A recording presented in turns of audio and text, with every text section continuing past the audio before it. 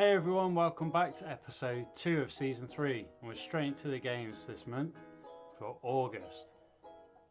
So we started August with a game away at Birmingham, and once again we played brilliantly. I was really impressed with the performance of the boys. Got a 3-1 victory, dominated possession. Yeah, and we're just really playing good football at the minute. Sparho, Prata and JJ got the goals. John Jules has turned into a real talent for us. The next game we rotated the side, so we travelled to Barrow for the League Cup. It was a terrible performance though from the team. We dominated possession but we couldn't find the winner, and in the end we snuck through on penalties 4-3. Scott Twine got his first goal for the club after making his first start since joining from MK Dons, and he's turned into a real potential player for us. Next up we face Swansea City at home. A tough game. Swansea should be up there this season, pushing for promotion. And once again, we revert back to our first team and we dominate possession again. 61% possession, 6 shots, 4 chances, with John Jules and Dominguez scoring the 2 goals. Swansea are a very good side, and Grimes actually had a really bad game in this one. Was a midfielder I've been looking at as a potential incoming. Trip to Turf Moor now, and we went to Burnley. Burnley got relegated last season. Baker was still up front, but we kept him quiet. Pretty even game, but our defence stood really strong, and you can see from the stats there.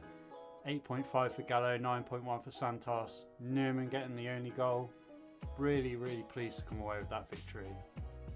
Spencer finished his training to become a centre back, and he moves up to a 65 rated, so that's +3 just for a position change.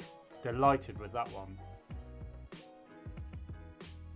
Brentford at home next. Brentford, another team who should really be pushing for promotion this year. We're reverted back to our strongest team for this one.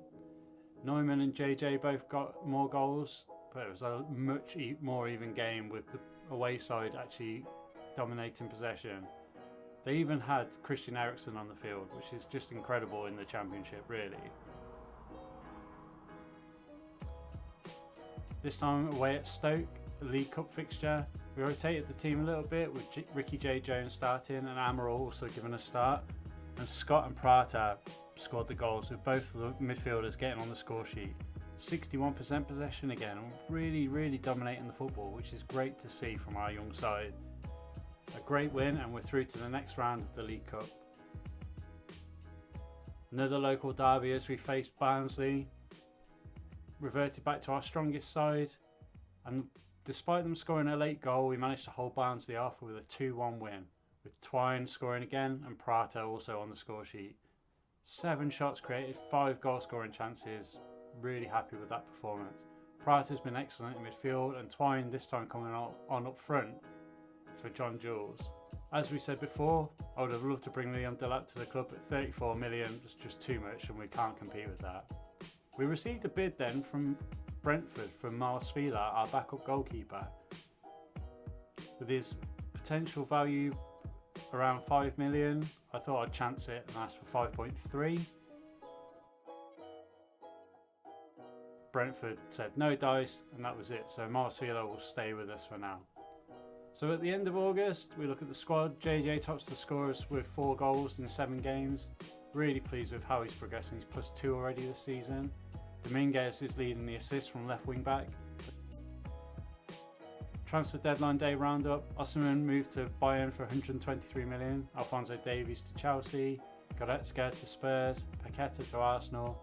Anthony moving to Real Madrid. Jimenez to Liverpool. Mazraoui to Sevilla. Solier to Inter.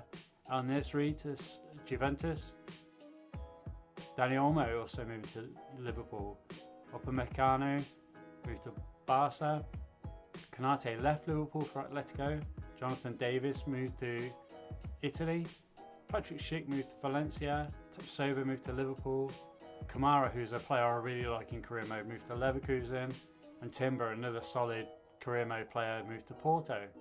Surprisingly, Declan Rice moved to Mönchengladbach for 60 million.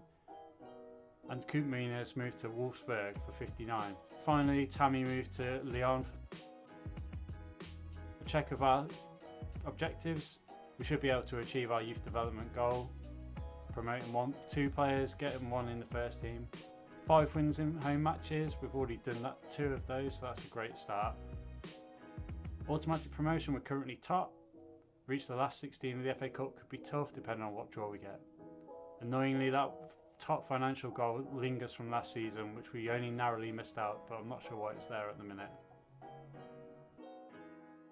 Into the table, we're actually second. We're joint top on goal difference behind Norwich.